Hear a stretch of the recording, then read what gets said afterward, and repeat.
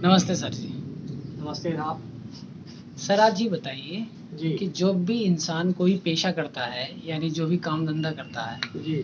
उसमें कैसे सफलता और विफलता होती है, इसके बारे में बताइए थोड़ा। अच्छा, आपने बहुत अच्छा क्वेश्चन पूछा। और धंधा या पेशा अच्छा हो या बुरा हो, लेकिन इंसान इसमें अपना निर्णय खुद नहीं कर पाता।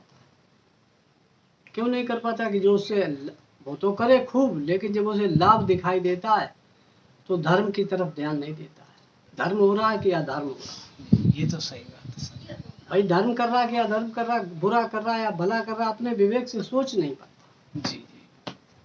और आजकल तो अक्सर ऐसा ही है। हालांकि थोड़े ज़्यादा लंबे समय की बात नहीं है, लेकिन थोड़े पीछे की बात है।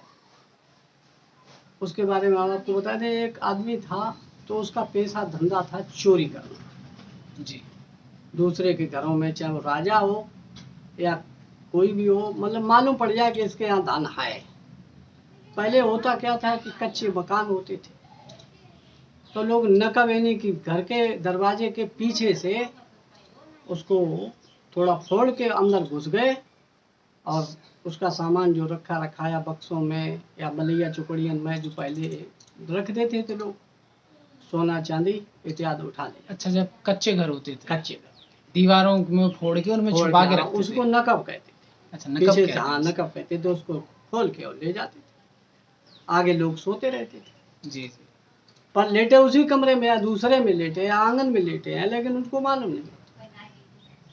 ऐसा ही एक चोर था। वो अपना धंधा बिजनेस ही ऐसा ही करता रहा। धीरे धीरे धीरे उसकी जिंदगी में कई बार पकड़ा गया, जेल गया, लेकिन उसने धंधा नहीं बदला। कुदरत की देन, उसके एक ही लड़का और उसकी पत्नी, बस तीन ही सदस्य थे। काम उसका चलता रहा। जब उसके बाल पकने लगे यानी बुढ़ापा आने लगा, तो अपने और बच्चा उसका सियाना हुआ,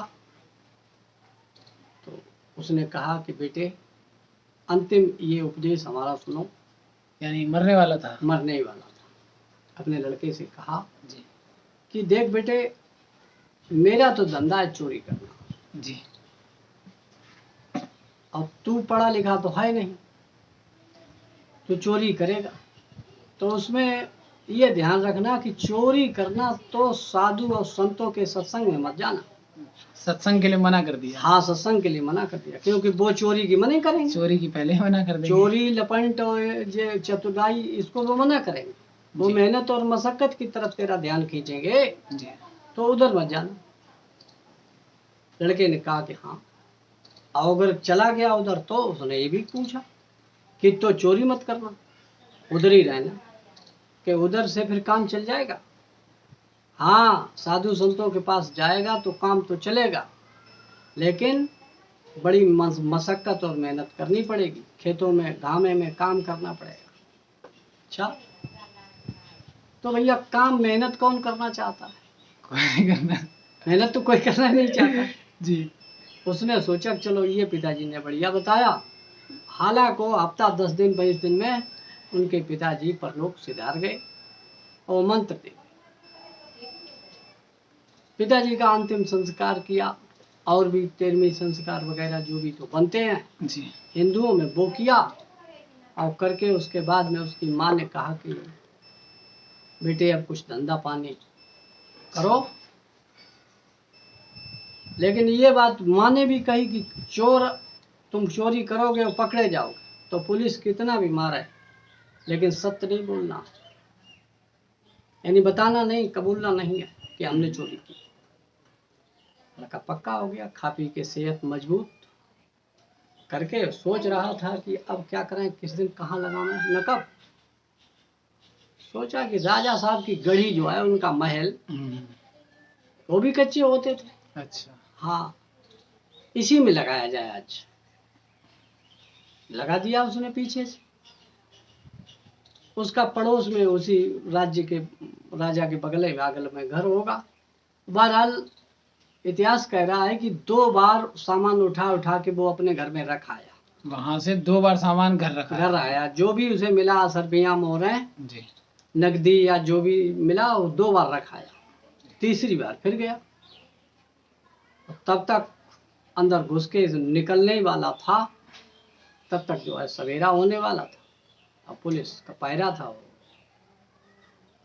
पुलिस ने देख लिया तो सामान इसने छोड़ दिया और भाग खड़ा हुआ। भागते भागते भागते एक गांव दूसरे गांव तीसरे गांव कस्बों में भागा, पुलिस पीछे। जी। अब अक्सर आपने देखा होगा कि सुबह के टाइम यानी 8-7 बजे साधु संतों का भी सत्संग सत्संग होता। चलता है इसी टाइम। हाँ, तो जहाँ उनकी निश्चित जगह है तहाँ वो बैठे ऊंचे, और जो उनके मानने वाले उनको अपनी अच्छी बातें बताते हैं। चोर ने देखा कि आज तो भगवान प्राण बचने ही वाले नहीं है, पुलिस पीछे पड़ी है। भागते भागते उसी भीड़ का फायदा सोचा कि इसी भीड़ का फायदा उठाया जाए, इसी में घुस जाएंगे तो इतनी जल्दी पकड़े नहीं गए। मतलब जहाँ सत्संगी चल रहा लोग था बैठे वहाँ थे भीड़ थी, उसमें घुस गया। उसमें घुस गया। अब घुस के उनमें बैठ गया, और सोच तो उसने तभी लिया जब भीड़ को देखा कि साधु का जो है समागमन है यहाँ, और पिताजी ने इसको मना किया था, लेकिन हमारे विपरीत, लेकिन प्राण भी नहीं बच रहे। जी। तो उसने कहा, उधर बाबा जी किसी प्रकरण पर बोल रहे थे कि बच्चों, देवी देवताओं की परछाई नहीं होती। ये बात, ये प्रकरण उसके भी चोर के कान में पहुंच गया। बस इतनी बात सुनी उसने। इतनी बात सुन पाई, तब तक ये सोचा कि सत्संग नहीं सुनेंगे क्योंकि पिताजी मना कर गए। अच्छा। सो अपने दोनों कान में उंगली डाल दी डाल, और कुछ सुनाई नहीं फिर कुछ सुना नहीं, अच्छा। और उसी भीड़ में बैठ गया। जी। अब पुलिस अचानक किसे कैसे पकड़े? लाल पीली काली कमीजें पहने जो सफेद थे लोग, तो हमें तो तमाम मिल गए। जी। 4 लाल पहने, 4 सफेद पहने, काली पीली, तो पहचान नहीं पाए, चेहरा नहीं देख पाया था। लेकिन ये देखा एक पुलिस वाले ने कि ये कान में उंगली आदमी क्यों दिए। भाई सब लोग कान खोल के सुन रहे हैं कि बाबा जी की बात सुने, अब ये बंद किए। तो उसी को धीरे से बुलाया। अच्छा, उसे उठा लिया। हाँ, उठा लिया। पुलिस तो चालाक है। जी। उठाए गए, भीड़ के पास तरफ ले गए और उनसे पूछा। एकांत में जाके बड़ी तोड़ाई फुड़ाई की, लेकिन वो कबूल ही नहीं। माना नहीं कि मैं हाँ, चोर हूँ। वो नहीं माने, सब शरीर की हालत खराब कर देगी, लेकिन बेमाने तब नहीं। जब नहीं माने तो राजा साहब के सामने पेश किए गए। अब राजा तो जानता ही था कि पुलिस ने इनको बहुत मारा होगा, जी। हालत बेहालत है। तो राजा साहब ने पूछा कि भाई तुमने चोरी की? साफ कहने लगा कि हमने नहीं की। तो राजा ने कहा, इनको जो है कैद खाने में बंद करो भाई। बंद करा दिया। हाँ, बंद करो। ऐसे कैसे छूटे, उस पर निर्णय होगा, जांच होगी। बंद कर दिए गए। अच्छा, इन राजा महाराजाओं के पास ऐसे लोग होते हैं जिसे आजकल सीबीआई कहते हैं, गुप्तचर। गुप्तचर। तो उन्होंने कहा कि अपने गुप्तचरों को बुलाया कि ऐसा करो, और उसमें स्त्री पुरुष दोनों ही होते हैं उनकी टीम। भाई इनका पता करो, निर्दोष आदमी क्यों पीटा जाए, फांसी लगाई जाए, तो मतलब फायदा क्या? ठीक है। तो महिला गुप्तचर सक्सेस रहा। एक महिला ने कहा कि मैं इसका पता करूं। अच्छा, चोर और जे जो वैसे लोग हैं, तो जे ज्यादातर देवी देवताओं को बहुत पूजा बहुत मानते हैं, उन पर विश्वास भी करते हैं। ये काली का पुजारी था। अच्छा। तो उधर जो महिला थी उसने काली का रूप बना लिया। अच्छा, संयोग से काली का ही रूप बना काली का सहयोग से नहीं, उसने जब जांच पड़ताल कर ली कि ये अच्छा। काली का पुजारी है। भाई उनके अंदर इतनी वो है क्षमता कि वो जान लेते हैं तुम्हारे मन की बात, कि तुम कैसे पुजारी हो, क्या खाना खाते हो, कैसा तुम्हारा चाल चरित्र है। तो काली का रूप बना के बड़ी बड़ी आंखें और जीभ नकली लगाए, और रात में उसी बैरक में पहुंच गई। उसी के पास जहाँ कैदी उसी के था। पास वो कैदी जहाँ कैद था। जी। अच्छा, उसमें हुआ क्या था, थोड़ी सी रोशनी हल्की, उस जमाने में बिजली नहीं थी, तो हल्की सी रोशनी जल रही थी। तो उसने, अब वो प्रार्थना तो कर ही रहा था होगा भगवान से कि हे देवी मैया, हमें छुटाए ले अब की दान तो आओ बड़ैया सो अपन रचाएं।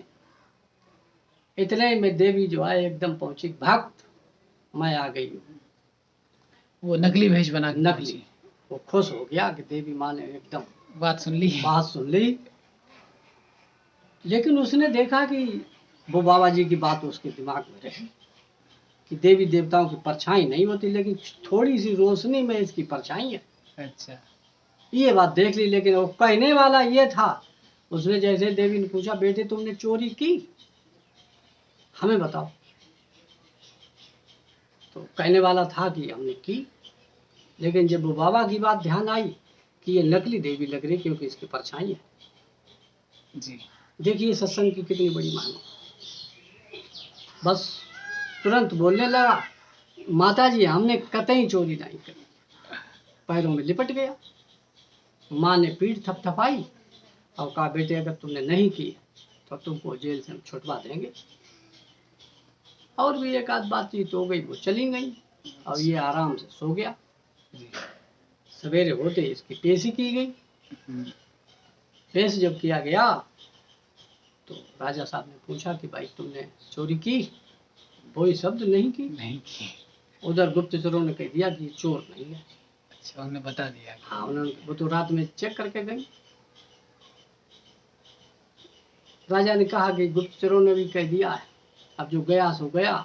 जब पुलिस निकम्मी थी, पकड़ नहीं पाई, तो अब इसको की जान लेने से क्या फायदा। जी। उसको निर्दोष छोड़ दिया गया। निर्दोष मान के छोड़ दिया। हाँ, निर्दोष मान के जा कहा कि भाई जाओ अपने घर जाओ।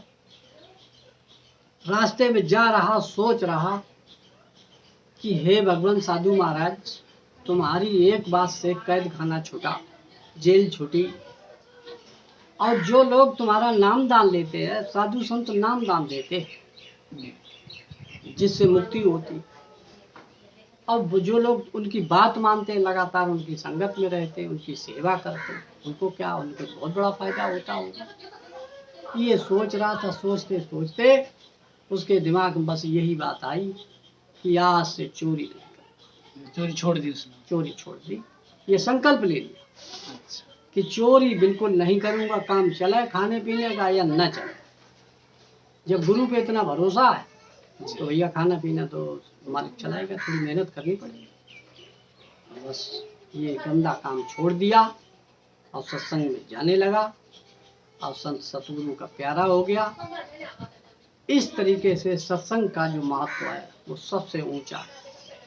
लेकिन हम आप इसको कहाँ कर पाते? कर तो नहीं पाते सर। हाँ, दुनिया किस में अटकी? कागज और पत्थर और पानी। दुनिया की बात कर रहे हैं।